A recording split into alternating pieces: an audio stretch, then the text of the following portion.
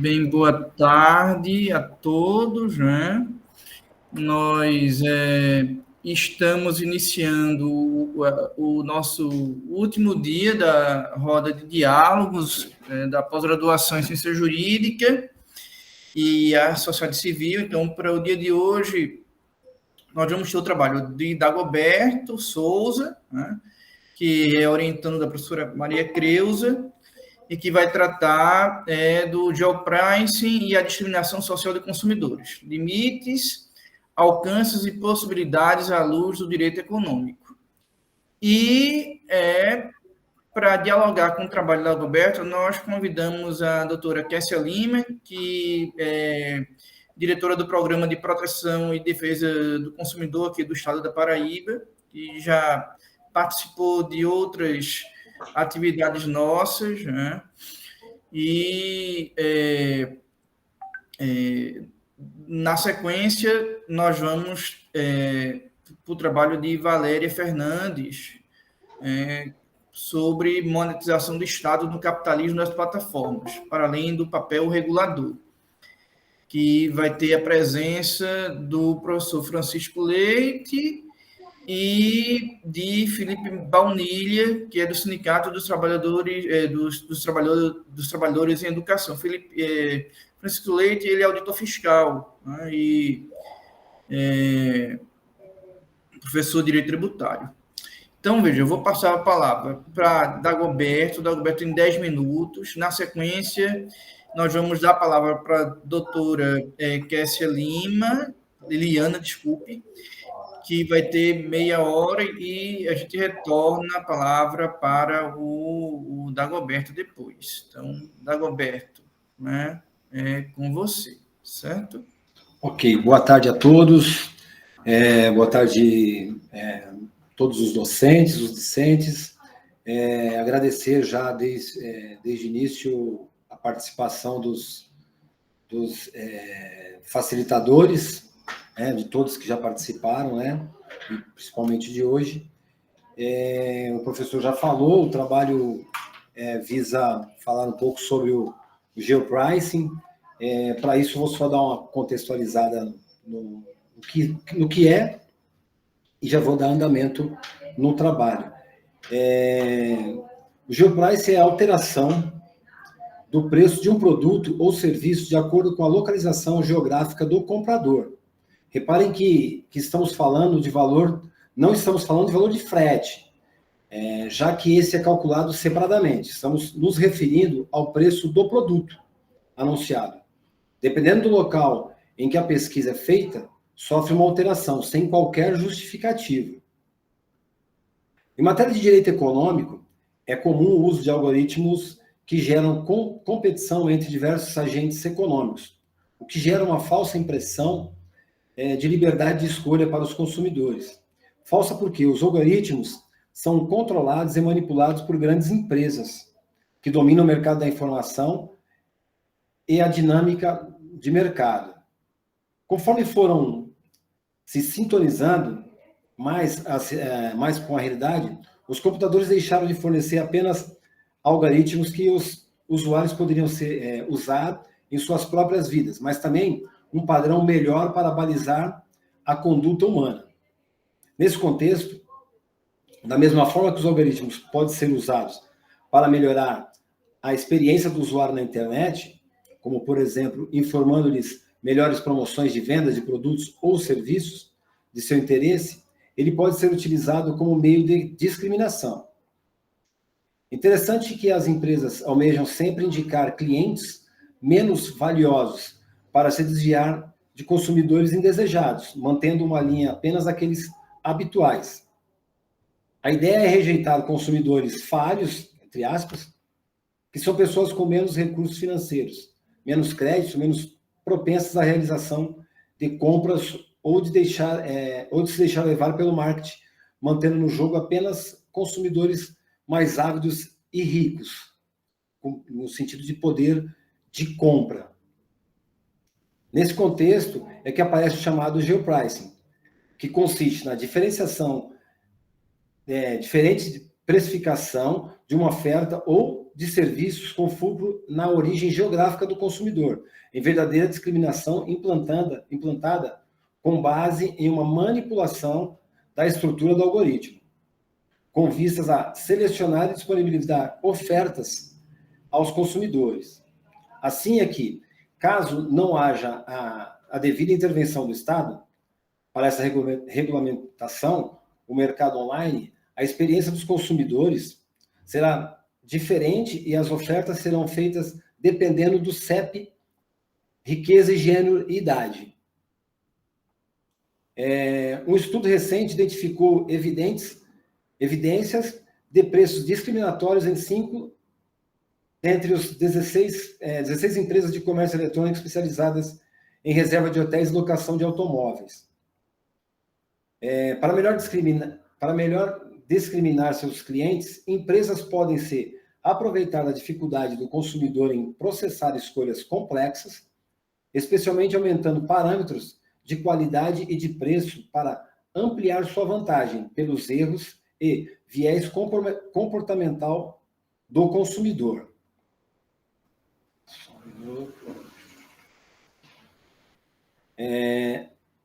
A assimetria do poder é ampliada pela ignorância do consumidor sobre o desenho do algoritmo e seus dados coletados de seus clientes, o que facilita a discriminação.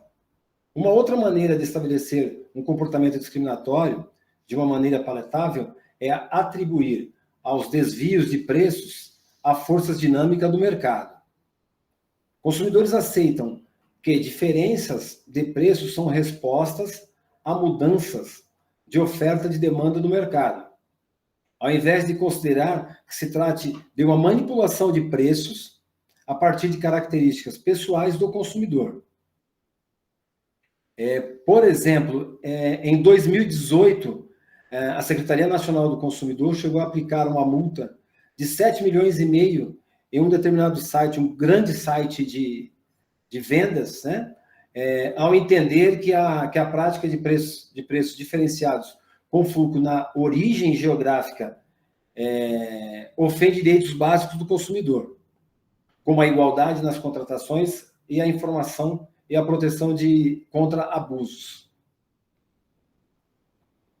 Cabe mencionar que o uso dos algoritmos para personalizar a experiência do usuário na internet envolve a operação de tratamento de dados pessoais e, por consequente, a incidência na Lei Geral de Proteção de Dados de Pessoas, né?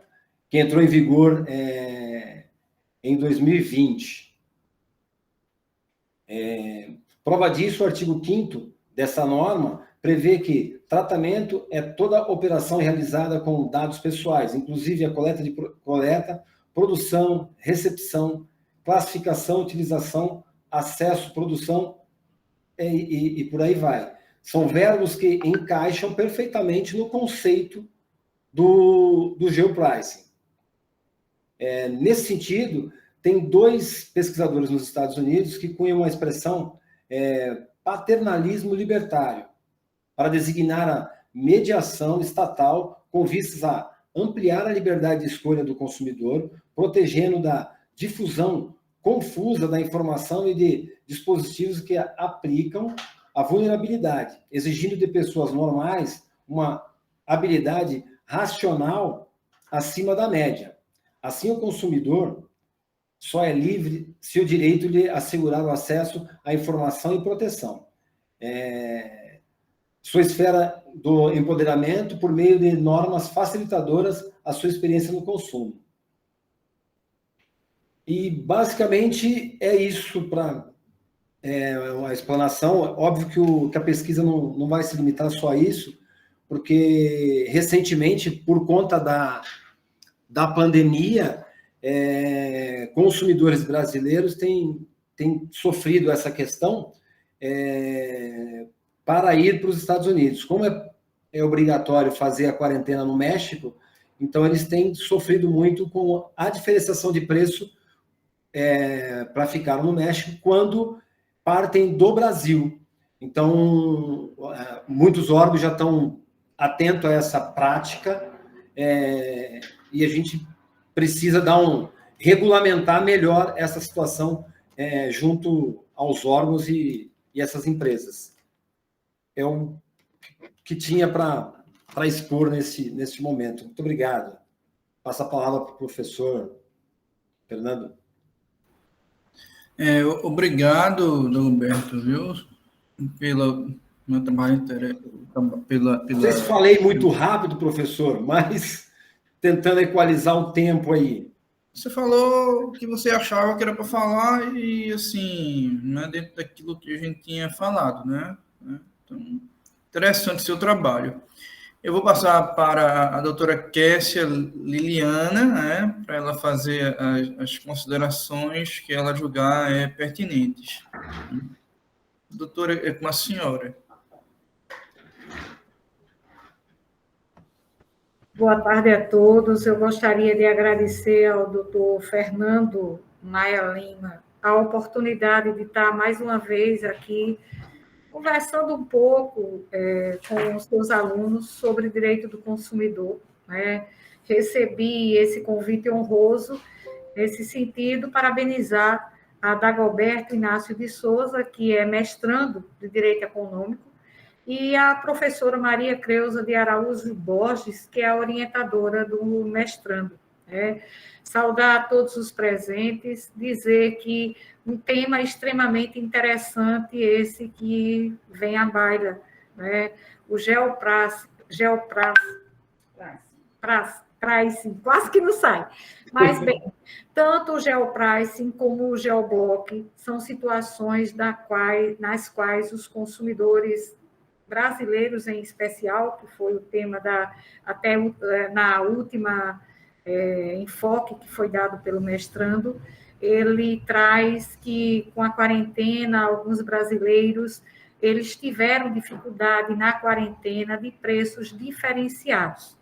Para dar início propriamente a essa discussão, eu acho interessante a gente levar em conta quais são os direitos básicos do consumidor, encravados no Código de Proteção e Defesa do Consumidor, da qual diz, no seu artigo 6º, 3, a informação adequada e clara sobre os diferentes produtos e serviços, com especificação correta de quantidade, características, composição, qualidade, atributos inerentes e preço.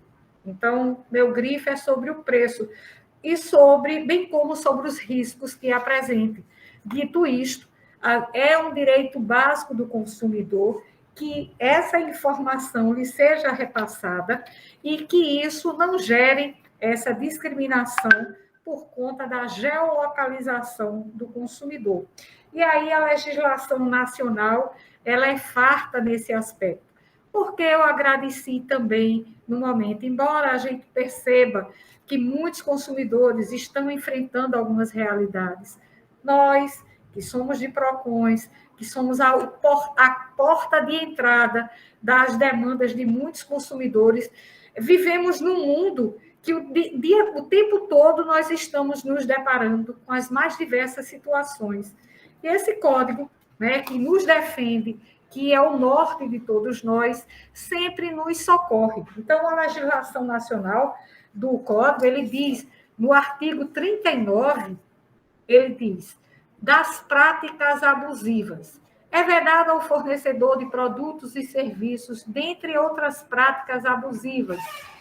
No inciso 2, recusar atendimento às demandas dos consumidores na exata medida de suas disponibilidades de estoque e ainda de conformidade com os usos e costumes. Dito isso, também ainda no 39.9, recusar a venda de bens ou a prestação de serviços diretamente a quem se disponha a adquiri-los mediante pronto pagamento, ressalvados os casos de intermediação regulados em leis especiais, como, por exemplo, agora na pandemia, que a gente sabe que ninguém pode restringir a quantidade de produtos, mas por uma coisa superior, um bem maior, poderia, em caso de guerra, no caso de uma pandemia, se restringir para alguns em detrimento de uma grande parcela. E também no 10, que essa é a prática abusiva mais comum, que é essa na qual também se enquadra o geopricing, é elevar sem justa causa o preço de produtos ou serviços. Bem, a gente sai do Código de Defesa do Consumidor, a gente passa pelo Marco Civil da Internet, né? E também pela Lei da Defesa da Concorrência, para dizer que é uma prática que nós observamos, mas que ela é nefasta ao consumidor. Por quê? Porque nós não podemos utilizar a internet, nós não podemos utilizar os algoritmos de uma forma que ele foi pensado para dar respostas efetivas ao consumidor, de, por exemplo, o valor de um preço, quanto é que ficaria, quanto é que ele iria pagar de frete, para fazer, a partir daí, uma discriminação, que é o que se observa com esse tipo de prática, né? Onde o consumidor, no caso, foi bem trazido por Dagoberto, que teve que fazer a quarentena no México, ele teve preços diferentes por conta da sua geolocalização.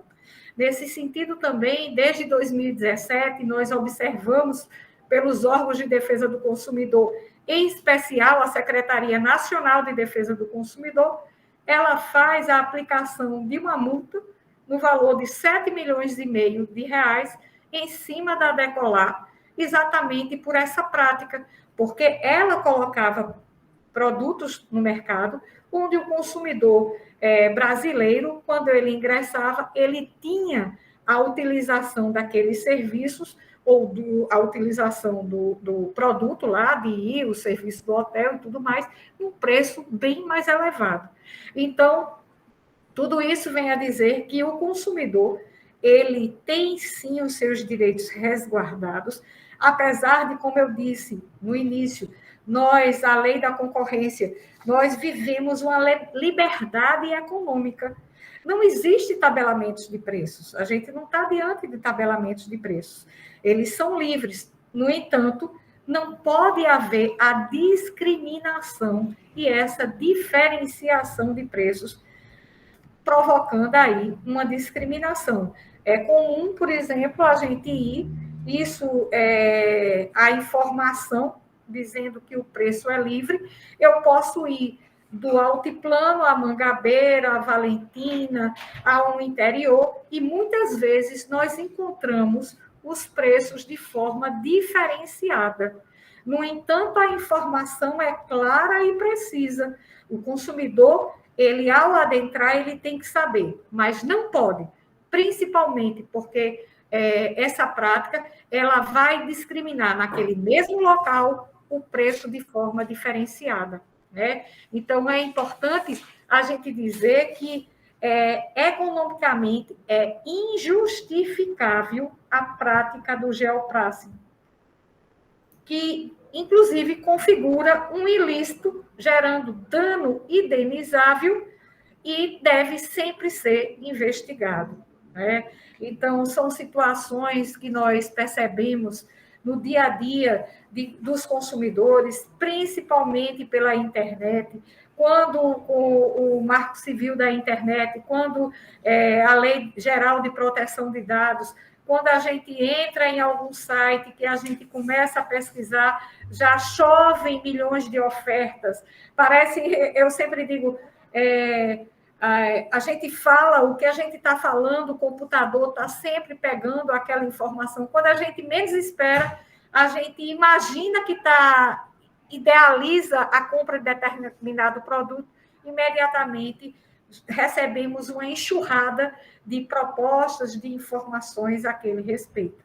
Nesse sentido, é importante que nós tenhamos a certeza de como nós somos vulneráveis, como nós somos hipossuficientes nessas relações de consumo, e que essas práticas elas devem ser afastadas, elas são nefastas a toda a população de uma forma geral, porque levam invariavelmente a uma discriminação. Né? Além disso, a nossa Constituição Federal, no seu artigo 170, no inciso 4º, que fala da livre concorrência e da defesa do consumidor, ela também encrava o direito do consumidor no sentido de dizer que nós temos uma concorrência livre, mas que ela tem que ser embasada em regras pré-estabelecidas.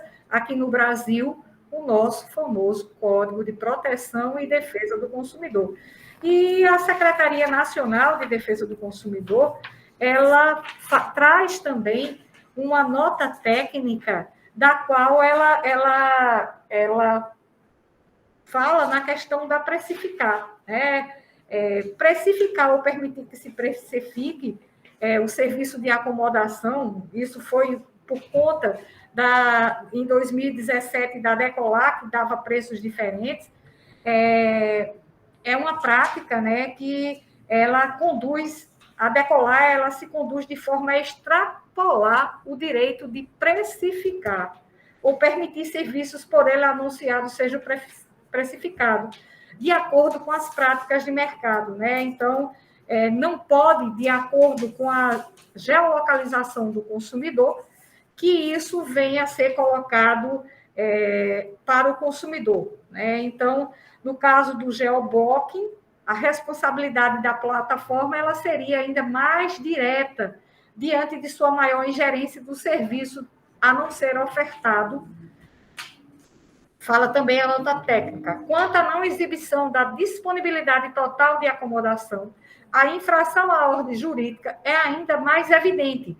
A Decolar extrapola o seu direito de praticar o comércio e ofertar o produto, prejudicando o consumidor brasileiro ao não demonstrar serviços que não queira vender a determinado consumidor, no caso, o consumidor brasileiro. Isso porque o favorecimento ou desfavorecimento, bem como a discriminação por conta de etnia, localização geográfica ou qualquer outra característica extrínseca ao ato comercial, causa desequilíbrio no mercado e nas relações de consumo.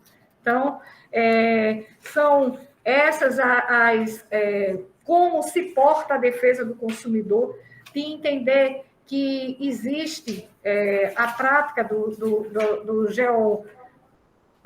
geopricing, do geoblocking, mas que nós, enquanto consumidores, enquanto fomento, principalmente de instituições como a universidade, que nós possamos pensar que, de uma forma interligada, vários órgãos, vários instrumentos, se possa chegar até um estudo mais aprofundado, que essa prática, ela realmente é nefasta, conforme está largamente explanado por toda a legislação brasileira, né? E se aquela passagem ela foi comprada por um consumidor aqui do Brasil, que dá o direito ao arrependimento naquelas compras, mesmo que você vá em site internacional, o nosso código ele nos defende em toda a sua magnitude.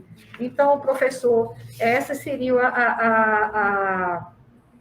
as nossas pequenas explanações, de dizer que entendemos ser uma prática nefasta, de dizer que nós, consumidores, somos extremamente vulneráveis a toda essa situação, que aqui no PROCON estadual da Paraíba inexiste nem denúncias a esse respeito, né? Mas que nós estamos vigilantes. E diante até dessa situação, a gente viu que recentemente, em 2020, o PROCON São Paulo, ele também fez uma aplicação de penalidade a uma empresa que também estava praticando esse tipo de prática, né? Estava prática abusiva, né? Então, é necessário que nós, consumidores, entendamos cada vez mais os nossos direitos e que nós possamos sempre reivindicá-los. Obrigado, doutora. Excelente suas considerações. e gostaria de passar a palavra para Dagoberto.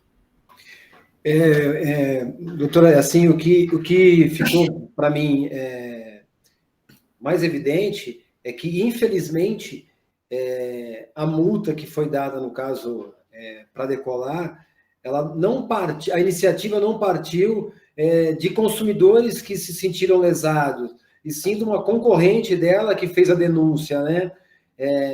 A gente precisaria que nós começássemos a denunciar mais, para que talvez essa prática realmente tivesse, para que isso desse efeito, né? Tivesse um efeito prático. Infelizmente, a denúncia com certeza partiu porque o concorrente se via perdendo espaço por conta disso. Então, acho que esse é um ponto, de certa forma, negativo, né? Porque nós, como consumidores, que deveríamos estar fazendo esse tipo de denúncia.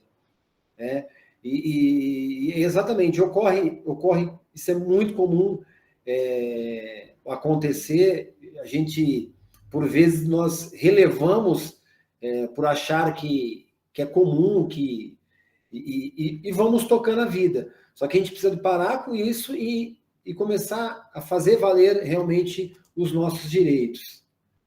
E agradeço a explanação, fiz algumas anotações aqui que serão muito úteis. Bem, pessoal, a gente podia abrir para as considerações, né, dos participantes. E se alguém quiser fazer um comentário, já que a gente tem um tempo aqui de meia hora ainda, antes de a gente começar o próximo trabalho. Inclusive, se a doutora Kessia quiser falar mais alguma coisa, fique à vontade. Não é? Professor, também falando do Marco Civil da Internet, né, ele estabeleceu princípios, garantias, direitos, né, e deveres no uso da internet. Né? E no artigo 9º, parágrafo 2º, inciso 2 e 4, ele menciona a transparência como um dos deveres por parte das empresas, né? E oferecendo serviços em condições comerciais não discriminatórias. Eu concordo com o Dagoberto que nós, consumidores, temos o poder preponderante de informar. Foi a Booking, né, que, nesse caso em específico, concorrente da Decolar, fez essa denúncia, né? A Secretaria Nacional de Defesa do Consumidor e o Departamento Nacional de Proteção e Defesa do Consumidor fez a aplicação da multa. No entanto, é necessário que nós tenhamos a convicção que os direitos, eles existem, né? Mas que a reivindicação, a colocação em prática desses direitos, né, elas se dão a partir do momento que eles são reivindicados. É igual à lei. A lei é feita e colocada no mercado. Hoje eu estava reunida, inclusive aqui com nossa fiscalização, só trazendo a complementação, o PROCON, ele fiscaliza tudo que é relação de consumo. Então, a gente tem que estar atento a toda a legislação federal, estadual, municipal, e quando a gente corre atrás de uma coisa, seria preciso ter uma magnitude de fiscais e tudo muito amplo para que nós pudéssemos atender a todas as necessidades dos consumidores. Nesse sentido, quando ocorrem as denúncias, nós automaticamente apuramos-as. Então, é necessário, veja que foi o concorrente que foi denunciar a prática, onde, na verdade, nós, hoje mesmo, também fiz uma pesquisa de carnes com diferenciação de preços absurdas. Num quilo de carne, você encontrar uma diferença de R$ 33. Então, é necessário que nós entendamos o poder que nós temos enquanto consumidor, de verificarmos os preços, de amealharmos as provas necessárias para que nós possamos fazer com que esse direito cada vez fique mais forte. Que vocês possam também instigar os órgãos de proteção e defesa do consumidor, o Sistema Nacional de Defesa do Consumidor, acerca dos nossos direitos, que eu digo que são muitos. nós temos um universo bem largo, bem grande para defendermos. E nesse caso em específico do geopricing, do geoblock, onde ocorre essa discriminação, essa não entrega do serviço da forma como é que é para ser feita, de forma com a informação clara, precisa, uníssona, única para todos. Quando isso não ocorre, é necessário que cada um, porque uma reclamação é importante, que aquela única reclamação ela pode subsidiar a resposta do órgão para muitos. Então, a gente sempre fica, tanto com reclamações de ofício, verificando o mundo da internet. Eu sempre digo para os órgãos fiscalizadores, nós estamos cada vez mais diante de um novo que é antigo. Nós, enquanto consumidores, nós estamos já na prática de compras, principalmente com a pandemia, absurda, mas é necessário que a gente também faça essa fiscalização a esses tipos de instrumentos de uma forma mais ampla. E o consumidor, nós já temos também algoritmos no intuito de verificarmos como é que, utilizando a inteligência emocional, a gente pode dar uma resposta mais efetiva nessas fiscalizações. Então, são instrumentos que se apresentam. No entanto, nós precisamos, sabemos, temos a consciência que nossos direitos, eles precisam ser respeitados e que nós possamos gritar reclamar, para que nós sejamos atendidos. Eu, numa palestra, junto a fornecedores, eu disse, olha, o código tem 31 anos. O artigo 6º, todos os direitos básicos do consumidor estão aqui há 32 anos, porque o código aliás, 31 anos. O código é de 90, começou sua aplicação em setembro, né? Aliás, começou em setembro e a aplicação em março do ano subsequente. 30 anos do código. No entanto, muitas empresas ainda teimam em desobedecer à legislação e todos nós, consumidores, devemos fazer valer, reclamando e reivindicando. Muito obrigado, doutora Kessia, Liliana, pelas excelentes contribuições. Dagobert, alguém tem alguma questão para que possa perguntar, Dagoberto, levantar sobre Geoprice? Veja, Dagoberto, eu acho que aquilo que a doutora Kessia Liliana falou, certo, é importante você levar em consideração, né? Porque a nossa ideia aqui é justamente trazer, digamos assim, a perspectiva dos outros atores da sociedade, né?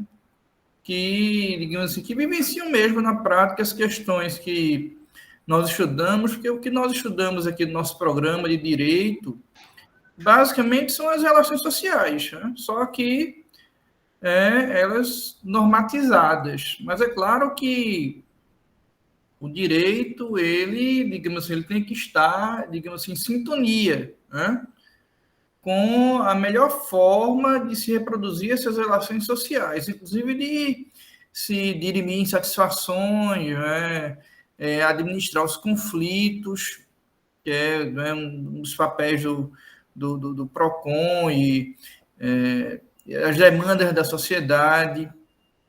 Então, trazer esses atores para cá tem essa finalidade, né, de permitir que vocês possam melhorar os problemas, os projetos, os objetivos, as hipóteses, tentando aproximar o programa daquilo de forma, pelo menos, o mais... aproximar o máximo possível das demandas da sociedade, para que as pesquisas nossas, elas não fiquem, digamos assim, elas não fiquem de sintonia. É importante elas, digamos assim, para que o impacto social delas seja alcançado, é importante que haja essa sintonia com as demandas dos atores que compõem a sociedade. Então, acho que isso é uma das questões que é importante você levar em consideração, né? É um tema, essa questão do geoprice está muito ligada a esse problema das plataformas, né? Desse momento hoje que a gente está vivendo, que é das redes sociais, das tecnologias de informação que acabam acelerando a circulação da mercadoria. Frigir dos ovos é isso, né? Se acelera a circulação da mercadoria, facilitando a capacidade do consumidor de comprar, mas ao mesmo tempo permitindo o controle, né? Certo? Então, isso acaba, digamos assim, meio que criando práticas de monopólio da informação e se flexionando os mercados, como você muito bem coloca na sua dissertação. Acho que acho que é uma questão que merece, né, ser investigada, né? Como a doutora Kessia Liliane falou, o PROCON já está vivenciando isso já há algum tempo. Acho que é interessante se socorrer, não é, das bases de dados do PROCON, investigar como é que está sendo feito, até para você poder, digamos assim, trazer isso como uma problematização do seu trabalho. Acho que isso é uma coisa que vai permitir você, digamos assim, deixar o que você está defendendo de forma bem clara, né? E com um grau de especificidade. Então, que assim, o objeto, como eu falei para você, no objeto, a justificativa estão bem colocados. Agora, o problema talvez precise, não é, ser mais, assim, digamos assim, mais trabalhado, sabe? Então, se socorrer dessas bases de dados, talvez ajude bastante. Eu não sei como é que você já, não sei como você já avançou. Talvez fosse interessante você falar um pouco do estado da arte, em termos assim do que você já avançou agora, do ponto de vista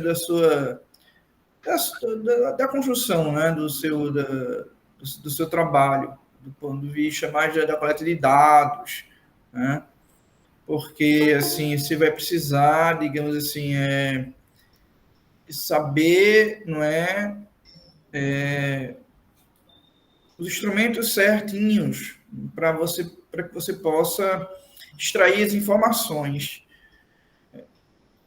Queria que você falasse um pouco, sabe? Eu nesse primeiro momento, professor, eu tenho feito contato com o PROCON de São Paulo e do Rio,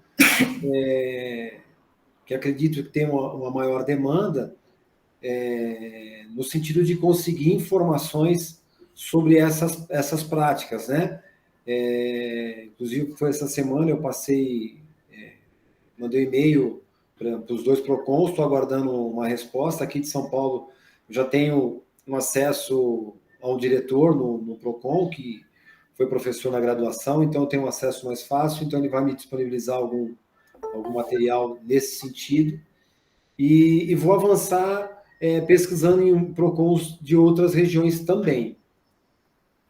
Já tinha em mente essa ideia que o senhor passou e que a doutora Kessia também comentou, já estava mais ou menos encaminhando nesse sentido. Com a observação tanto do senhor como da doutora, fortaleceu mais aquilo que eu vinha pensando. Você pode, inclusive, tentar estabelecer algum tipo de pesquisa empírica, né? A gente chegou a trabalhar alguns modelos de questionários, de instrumentos de análise de dados. Talvez você pudesse, né, usar um daqueles, talvez enriquecesse, né? Assim, a doutora pode falar. Veja bem, é um instrumento importante para que você, e que é público, seria a plataforma consumidor.gov.br, na qual o consumidor, todas as grandes empresas encontram-se nela. Você pode botar lá relato do consumidor, onde lá você vai fazer todo o acompanhamento das demandas e todas as empresas aéreas, de internet, todos esses segmentos, os principais a nível nacional, encontram-se lá, inclusive empresas estrangeiras, né, para que você possa subsidiar essa sua pesquisa nesse sentido. Geralmente, como eu falei, o consumidor ele precisa demandar ou a gente faz de ofício, que geralmente isso é mais comum nos grandes centros, onde tem principalmente mais essa demanda internacional. São Paulo, Rio de Janeiro, até a Bahia ou Pernambuco, que são centros que eles têm mais esse tipo de problemática. No entanto, também lembrar que é considerado cláusula abusiva, conforme reza o artigo 51 do Código de Proteção e Defesa do Consumidor, né? São nulas de pleno direito, entre outros, as cláusulas contratuais relativas ao fornecimento de produtos e serviços que, no seu inciso 10, permitam ao fornecedor, direto ou indiretamente, variação do preço de maneira unilateral. Ou seja, como eu falei anteriormente, não existe tabelamento de preços, não pode haver discriminação e não pode ter unilateralmente, só de uma parte para um e não para outro, essa elevação do preço. Então, essa prática, eu, particularmente, enquanto dirigente de órgão de proteção e defesa do consumidor, considero-a nefasta, considero que realmente existe a necessidade de cada vez mais as pessoas se debrucem para extirpá-la do mercado antes que ela se estabeleça. Conforme eu falei anteriormente, o código tem 31 anos, mais 31 anos que as práticas vão sendo derivadas, cada vez mais vão se apresentando de uma forma um pouco diferente, mas é necessário, desde sua criação até a atualidade, que exista sempre a reclamação ou que exista, se o caso concreto.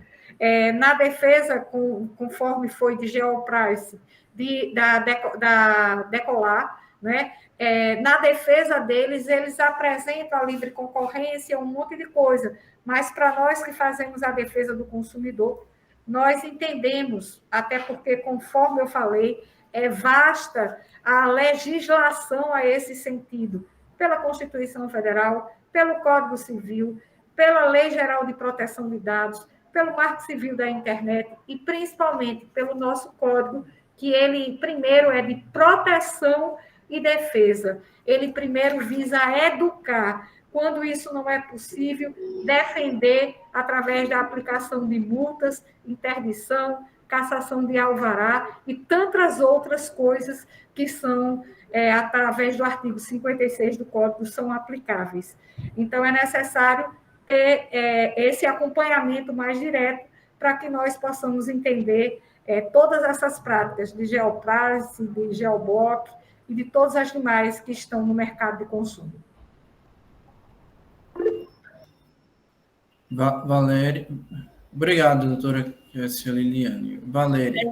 Dagoberto, quer queira ou não, né, nossos temas hoje estão conectados, né, plataforma, e eu fiquei aqui pensando, quando estava explicando, se de repente não seria interessante estudar um modelo assim, de proposta, né, para a lei, né, no caso, ser inserida no Marco Civil, ou, enfim, envolver interpretação extensiva, talvez, do Código de Defesa do Consumidor, ou alguma diretiva específica do poder público, para, por exemplo, se eles não adotarem né, se for percebido esse Geoprice, eles terem disponível algum tipo de VPN, né, alguma rede privada ou um proxy que as pessoas, então, possam utilizar com segurança, e aí esconde, né, o endereço, e aí as pessoas podem, né, não serem discriminadas pela sua localização. De repente, é uma forma forçada que o poder público pode fazer com que essas plataformas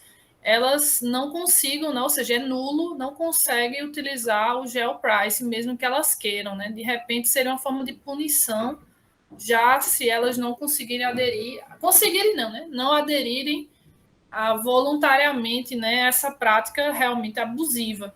Então, eu acho que uma forma eu sou muito de... Assim, eu sou, às vezes, um pouco radical quando a rede privada ela não está dando o resultado que deveria, né? Assim, a lei já diz, ela já foi punida, já tem decisão judicial e ela não aprende. Então, às vezes, forçar uma forma de dar às pessoas a possibilidade de usar um VPN, uma rede privada anônima, ou um software, um aplicativo, ou justamente um proxy, um servidor que justamente mascare o endereço, talvez seja uma forma de punição, mas não deixa de utilizar o serviço da plataforma, mas pelo menos anula o GeoPrice. É uma possibilidade, talvez, assim, de trazer normativamente essa diretiva e não deixa de ser uma punição, mas não é uma punição que tira o lucro da plataforma, é uma punição só em que ela não vai mais se aproveitar como se aproveitava do usuário. É uma coisa assim que eu pensei agora, enquanto você explicava, mas, enfim, são questões interessantes. Eu não sei se cabe, de repente, ou para um trabalho, né, científico nesse sentido, ou se cabe aí para a dissertação também essa abordagem, já que o seu ponto de vista é mais para o poder público e não necessariamente uma solução tecnológica, né? Mas, enfim, é só porque eu fiquei pensando agora, Dagoberto. A gente vai ter muita conversa aí juntos. Não, com certeza. Não, a ideia é interessante, mas o grande problema seria esse software para poder bloquear, porque automaticamente, quando você acessa a rede, a gente joga o www, ele já está te identificando, né? E agora também, além dos logaritmos, tem os cookies, que também te identificam, né? Com mais informações. Mas é uma possibilidade, é um caminho a se pensar aqui e fazer alguma pesquisa nesse sentido também. Foi só o que eu pensei assim agora, entendeu? Então, assim, seria, no caso, estudar o modelo, de repente, se é possível, né, para uma diretiva do poder público, se não, né, enfim, mas são insights aqui que a gente acaba tendo, mas pode não ser uma solução realmente, porque justamente já entrega, né, e a LGPD ela já está em cima nesse sentido, né, de evitar, por exemplo, essa questão de aceitar todos os cookies, né? A gente sabe que a gente não pode ficar obrigado, senão a gente não usa o site, a aceitar todos os cookies. Por quê? A gente está sendo obrigado. Então, é outra coisa já abusiva também que já está ocorrendo, que, quer queira ou não, tem correlação com o GeoPrice, né? Está tudo interligado. A gente pensa que não, mas está. Né? Então, está a LGPD, aí vem o compliance, aí vem a regulação do Estado, está tudo interligado. Então, realmente é algo a se questionar e a se estudar. Eu não sei se é possível, mas eu acho que seria legal esse levantamento, de repente, não sei se uma pesquisa científica à parte para um artigo científico, Dagoberto, mas eu acho que seria interessante essa questão, de repente, com uma empresa de tecnologia ou, enfim, uma empresa de TI. Eu acho que seria legal. Eu gostaria de ler muito, então eu estou bastante ansiosa. Já fiz umas anotações aqui sobre o que você falou e vamos conversando. Bem, já está aqui presente o professor Francisco, Felipe Baunilha. Queria agradecer a participação da doutora Kessia Liliane, pela importante contribuição, as considerações foram excelentes, tenho certeza que o Dagoberto vai aproveitar tudo. Agradecer a Dagoberto pelo interesse em participar, e a gente vai encerrar essa primeira etapa agora,